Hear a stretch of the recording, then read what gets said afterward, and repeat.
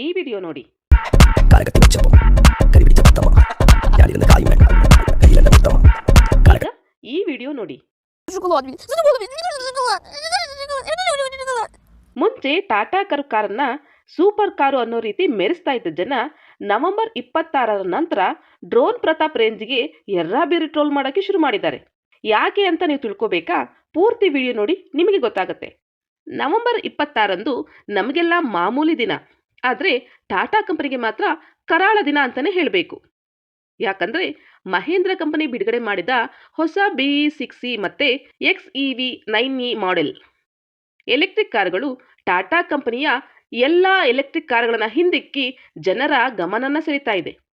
ಇನ್ನು ಮಾರ್ಕೆಟ್ಗೆ ಬರದೇ ಇರೋ ಮಹೇಂದ್ರ ಎಲೆಕ್ಟ್ರಿಕ್ ಕಾರುಗಳು ಟಾಟಾ ಕಂಪನಿಯ ನಿದ್ರೆ ಕೆಡಿಸಿರೋದಂತೂ ಸುಳ್ಳಲ್ಲ. ಇಲ್ಲಿವರೆಗೂ ಟಾಪ್ ಮಾಡೆಲ್ ಆಗಿದ್ದ ಟಾಟಾ ಕಂಪನಿಯ ಕಾರುಗಳು ಸಡನ್ ಆಗಿ ಟ್ರೋಲ್ ಐಟಮ್ ಆಗಿಬಿಟ್ಟಿದೆ. ನೀವೇ ನೋಡಿ ಯಾವ ರೀತಿ ಜನ ಟಾಟಾ ಕಾರನ್ನ ಟ್ರೋಲ್ ಮಾಡ್ತಾ ಇದ್ದಾರೆ ಅಂತ. ಇದೇ ಕಾರಣಕ್ಕೆ ಶೇರ್ ಮಾರುಕಟ್ಟೆಯಲ್ಲಿ ಟಾಟಾ ಕಂಪನಿ ಶೇರುಗಳ ಬೆಲೆ ಕೇವಲ 4 ತಿಂಗಳಲ್ಲಿ 30ರಷ್ಟು ಕುಸಿದಿದೆ. ಎಲೆಕ್ಟ್ರಿಕ್ ಕಾರ್ನ ಮಾರುಕಟ್ಟೆಯಲ್ಲಿ 4 ವರ್ಷದಿಂದ ನಂಬರ್ 1 ಸ್ಥಾನದಲ್ಲಿದ್ದ ಟಾಟಾ ಕಂಪನಿಯ ನೆಕ್ಸನ್ ಕಾರ್ನ ಹಿಂದಿಕ್ಕಿ ಬರೀ 3 ತಿಂಗಳಲ್ಲಿ ಚೈನಾದ MG ಕಂಪನಿಯ ವಿಂಡ್ಸರ್ EV ಕಾರು ನಂಬರ್ 1 ಸ್ಥಾನಕ್ಕೆ ಏರಿದೆ. ಡಿಸೆಂಬರ್ ತಿಂಗಳಲ್ಲಿ MG ಕಂಪನಿ ತನ್ನ ವಿಂಡ್ಸರ್ EV ಮಾಡೆಲ್ನ 3785 ಕಾರುಗಳನ್ನು ಮಾರೋ ಮೂಲಕ ಎಲೆಕ್ಟ್ರಿಕ್ ಕಾರು ಮಾರುಕಟ್ಟೆಯಲ್ಲಿ ನಂಬರ್ 1 ಎಲೆಕ್ಟ್ರಿಕ್ ಕಾರು ಅನಿಸ್ಕೊಂಡಿದೆ. ಒಂದು ಟೈಮ್ನಲ್ಲಿ ಈ ಜಾಗದಲ್ಲಿ ಟಾಟಾ ನೆಕ್ಸನ್ ಕಾರ್ ಇತ್ತು. ಹಾಗಾದರೆ 4 ವರ್ಷದಿಂದ ನಂಬರ್ 1 ಸ್ಥಾನದಲ್ಲಿ ಇದ್ದಂತಹ ಟಾಟಾ ಕಂಪನಿ ಕುಸಿದಿತ್ತು ಯಾಕೆ ಅಂತ ನೋಡೋಕೆ ಹೋದರೆ ವಿಷಯ ತುಂಬ ಇಂಟ್ರೆಸ್ಟಿಂಗ್ ಆಗಿದೆ. ಒಂದು ಸಮಯದಲ್ಲಿ ಎಲೆಕ್ಟ್ರಿಕ್ ಕಾರ್ನ ಮಾರುಕಟ್ಟೆಯಲ್ಲಿ 80ರಷ್ಟು ಶೇರ್ನ ಹೊಂದಿದ್ದ ಟಾಟಾ ಕಂಪನಿ ಈಗ ಕುಸಿದು 46ರಷ್ಟಿಗೆ ಬಂದಿದೆ. ಹಾಗೇನೆ ಒಂದು ಸಮಯದಲ್ಲಿ ಕೇವಲ 4ರಷ್ಟು ಮಾರ್ಕೆಟ್ನ ಹೊಂದಿದ್ದ ಚೈನಾದ MG ಮೋಟಾರ್ ಈಗ 41ರಷ್ಟಕ್ಕೆ ಏರಿದೆ. ಹೀಗೆ ಮುಂದುವರಿದರೆ ಟಾಟಾ ಕಂಪನಿನ ಹಿಂದಿಕ್ಕಿ MG ಕಂಪನಿ 1ನೇ ಸ್ಥಾನಕ್ಕೆ ಏರಲು ತುಂಬ ದಿನ ಬೇಕಾಗಿಲ್ಲ. ಹಾಗಂದ್ರೆ ಜನ ಯಾಕೆ ಟಾಟಾ ಕಂಪನಿನ ಬಿಟ್ಟು ಬೇರೆ ಕಂಪನಿ ಕಡೆ ಮುಖ ಮಾಡ್ತಾ ಇರೋದಕ್ಕೆ ಕಾರಣ ಏನು ಅಂತ ನೋಡೋದಾದ್ರೆ ಇದಕ್ಕೆ 5 ಕಾರಣವಿದೆ. ಮೊದಲನೇದು ಸರ್ವಿಸ್. ಟಾಟಾ ಕಂಪನಿಯ ಸರ್ವಿಸ್ ಅಂತ ಹೇಳ್ಕೊಳ್ಳೋ ಮಟ್ಟಕ್ಕಿಲ್ಲ. ಟಾಟಾ ಕಾರ್ ಓನರ್ಗಳ ದೊಡ್ಡ ಕಂಪ್ಲೇಂಟ್ ಅಂದರೆ ಸರ್ವಿಸ್.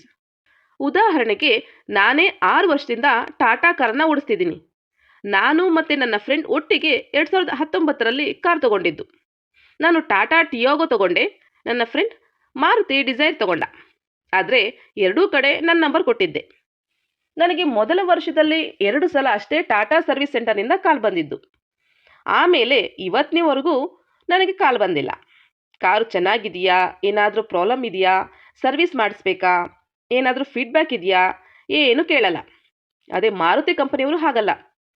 ಕಳೆದ 6 ವರ್ಷದಿಂದ ಪ್ರತಿ 3 ತಿಂಗಳಿಗೆ 1 ಸಲ ಆದರೂ ಮಾರುತಿ ಸರ್ವಿಸ್ ಸೆಂಟರ್ನಿಂದ ಕಾಲ್ ಬರುತ್ತೆ. ಅಷ್ಟೇ ಅಲ್ಲದೆ ಕೆಲವು ಸಲ ಕಾರ್ನ ಸರ್ವಿಸ್ ಬಿಟ್ಟಾಗ ಪಾರ್ಟ್ಸ್ಗಳು ಕೂಡ ಕಳ್ತನ ಆಗುತ್ತೆ ಅನ್ನೋ ಕಂಪ್ಲೇಂಟ್ ಕೂಡ ಇದೆ. ಅದರ ಜೊತೆ ಸರ್ವಿಸ್ ಚಾರ್ಜ್ ಕೂಡ ತುಂಬ ಜಾಸ್ತಿನೇ ಇದೆ. ಟಾಟಾ ಸರ್ವಿಸ್ ಸೆಂಟರ್ನಲ್ಲಿ ಪ್ರತಿ ಸರ್ವಿಸ್ಗೆ 7,000 ರೂಪಾಯಿ ತನಕ ಚಾರ್ಜ್ ಮಾಡ್ತಾರೆ.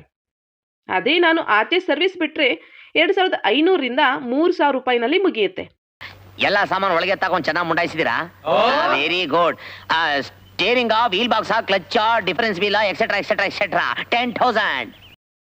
ಅದ್ರ ಜೊತೆ ಇವರು ಕೊಡೋ ರೆಸ್ಪಾನ್ಸ್ ಆ ದೇವರಿಗೆ ಪ್ರೀತಿ. ಅದರಿಂದ ಟಾಟಾ ಕಂಪನಿಯವರು ತಮ್ಮ ಸರ್ವಿಸ್ನ ತುಂಬ ಇಂಪ್ರೂವ್ ಮಾಡ್ಕೋಬೇಕು.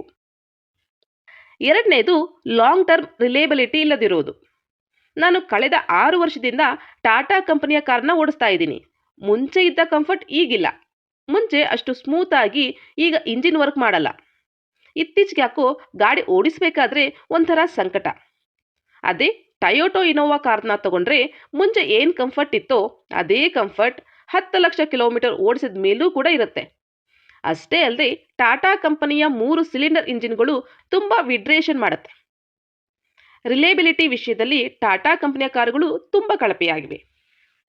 ಮೂರನೇದು ಬಂದು ಯಾವುದೇ ಒಂದರಲ್ಲೂ ಕೂಡ ಎಕ್ಸ್ಪರ್ಟ್ ಇಲ್ಲ. ಅಂದರೆ ಇವತ್ತು ನಿಮಗೆ ಕಮ್ಮಿ ದುಡ್ಡಲ್ಲಿ ಮತ್ತು ಕಮ್ಮಿ ಮೇಂಟೆನೆನ್ಸ್ ಇರೋ ಕಾರು ಬೇಕು ಅಂದರೆ ನೀವು ಮಾರುತಿ ಕಾರು ತಗೋತೀರಿ. ಇಲ್ಲ ನಿಮಗೆ ಒಳ್ಳೆ ಕ್ವಾಲಿಟಿ ಮತ್ತು ಲಾಂಗ್ ಟರ್ಮ್ನಲ್ಲಿ ರಿಲೇಬಿಲಿಟಿ ಇರೋ ಕಾರು ಬೇಕು ಅಂದರೆ ಟೊಯೋಟೋ ತಗೋತೀರಾ. ರಫ್ ಲುಕ್ ಬೇಕು ಅಂದರೆ ಮಹೇಂದ್ರ ತಗೋತೀರಾ. ಅದೇ ಟಾಟಾ ಕಂಪನಿ ಕಾರನ್ನ ಯಾಕೆ ತಗೋಬೇಕು ಅಂದರೆ ಒಂದು ಸರಿಯಾದ ಕಾರಣ ಇಲ್ಲ. 2020ರಲ್ಲಿ ಇವರು ಸೇಫ್ಟಿಯಲ್ಲಿ 5 ಸ್ಟಾರ್ ರೇಟಿಂಗ್ ಇರೋ ಕಾರು ಅಂತ ಹೇಳಿ ಕಾರನ್ನು ಮಾರಕ್ಕೆ ಶುರು ಮಾಡಿದ್ರು. ಆದರೆ ಈಗ ಮಾರುತಿ ಕಂಪನಿಯ ಡಿಸೈರ್ ಕಾರ್ಗೂ ಕೂಡ 5 ಸ್ಟಾರ್ ರೇಟಿಂಗ್ ಸಿಕ್ಕಿದೆ. ಇತ್ತೀಚೆಗೆ ಮಹೇಂದ್ರ ತನ್ನ ಹೊಸ BE60 ಕಾರ್ನ ಎಲ್ಲರ ಮುಂದೆ ಕ್ರಾಶ್ ಟೆಸ್ಟ್ ಮಾಡಿ ನಾವು ಯಾರಿಗೂ ಕಮ್ಮಿ ಇಲ್ಲ ಅಂತ ತೋರಿಸಿದೆ. ಅದಕ್ಕೆ ಟಾಟಾ ಕಂಪನಿಯವರು ಕೂಡ ಈ ಬಗ್ಗೆ ಯೋಚಿಸೋದು ಒಳ್ಳೆಯದು. 4ನೇದು ಬಂದು ಟಾಟಾ ಕಂಪನಿ ತನ್ನ ಕಾರುಗಳನ್ನು ಸ್ವಲ್ಪ ವರ್ಷ ಆದಮೇಲೆ ಮಾರೋದನ್ನ ನಿಲ್ಲಿಸ್ಬಿಡುತ್ತೆ. ಉದಾಹರಣೆಗೆ ಒಂದು ಟೈಮ್ನಲ್ಲಿ ನಂಬರ್ 1 ಆಗಿದ್ದ ಟಾಟಾ ಸುಮೋ ಈಗ ಇಲ್ಲ. ಒಂದು ಟೈಮ್ನಲ್ಲಿ ಕ್ಯಾಬ್ ಡ್ರೈವರ್ಗಳ ಫೇವ್ರೇಟ್ ಆಗಿದ್ದ ಇಂಡಿಕಾ ಕ್ಯಾಬ್ ಈಗ ಇಲ್ಲ. ಅತಿ ಕಡಿಮೆ ದುಡ್ಡಿನ ಕಾರು ಅನಿಸ್ಕೊಂಡು ನ್ಯಾನೋ ಈಗ ಇಲ್ಲ. ಅದೇ ಮಾರುತಿ 800 ಲಾಂಚ್ ಆಗಿದ್ದು 1983ರಲ್ಲಿ. ಅದನ್ನು ಆಲ್ಟೋ ಅಂತ ಹೆಸರು ಬದಲಾಯಿಸಿ ಮಾರುತಿ ಕಂಪನಿ ಇನ್ನೂ ಕಾರು ಮಾರ್ತಾ ಇದೆ. ಹಾಗೆಯೇ ಮಹೇಂದ್ರ ಸ್ಕಾರ್ಪಿಯೋ ಕಾರ್ ಲಾಂಚ್ ಆಗಿದ್ದು 2002ರಲ್ಲಿ, ಥಾರ್ ಲಾಂಚ್ ಆಗಿದ್ದು 2010ರಲ್ಲಿ. ಆದರೂ ಈಗಲೂ ಸಿಗ್ತಾ ಇದೆ. ಇನ್ನು ಅದೇ ಟಾಟಾ ಕಂಪನಿಯ ಕಾರುಗಳನ್ನು ನೋಡಿ, ಯಾವುದೇ ಹಳೆ ಮಾಡೆಲ್ಗಳು ಈಗ ಇಲ್ಲ. 5ನೇದು ಬಂದು R&D ಇಲ್ಲದೆ ಇರೋದು. ಇವತ್ತು ಟಾಟಾ ಕಂಪನಿಯ ಕಾರ್ನಲ್ಲಿ ಉಪಯೋಗಿಸೋದು ಫಿಯಟ್ ಕಂಪನಿಯ ಇಂಜಿನ್ನ. ಅಷ್ಟೇ ಅಲ್ಲದೆ ಗೇರ್ ಬಾಕ್ಸ್ ಬಂದು ಹುಂಡೈ ಕಂಪನಿದು. ಇವತ್ತೂ ಕೂಡ ಟಾಟಾ ಕಂಪನಿಯ ಬಳಿ ಸ್ವಂತದ್ದು ಅಂತ ಸರಿಯಾಗಿ ಇಂಜಿನ್ ಇಲ್ಲ. ಅದೇ ಮಹೇಂದ್ರ ಕಂಪನಿಯ ಬಳಿ 10 ಇಂಜಿನ್ ಇದೆ.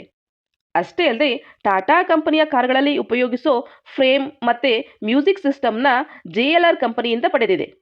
ಇನ್ನಾದರೂ ಟಾಟಾ ಕಂಪನಿ R&D ಮೇಲೆ ಸ್ವಲ್ಪ ದುಡ್ಡು ಖರ್ಚು ಮಾಡೋದು ಒಳ್ಳೆಯದು. ಅಲ್ಲಿಗೆ ಟಾಟಾ ಕಂಪನಿಯ ಕತೆ ಮುಗಿತಾ ಅಂತ ನೀವು ಅಂದ್ಕೊಂಡ್ರೆ ಅದು ತಪ್ಪು.